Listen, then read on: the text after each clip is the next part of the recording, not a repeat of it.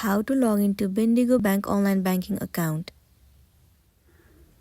The very first thing you want to do is to head over to any of the web browser, or you can move into Safari if you are on your iOS device. Let's head over to Safari. Once you're in here, in the search bar, search for Bendigo Bank online login. You will be landing on this page. In here, head over to the very first site, Internet Banking. You will be landing on the official page of Bendigo Bank. At the top right corner of the screen, tap on Login. From here, select the option associated with your account.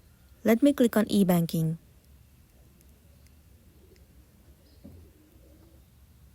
It will lead you to this page. Now what you want to do is, first of all, enter the access ID of your account. And if you want them to remember your access ID, click on Remember My Access ID. And then tap on Next. After that, you have to enter your password of your account.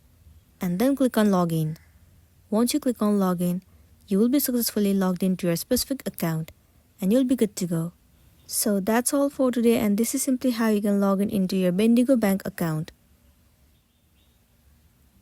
Make sure to smash the like button and consider subscribing if you found this video helpful. We'll see you in the next one.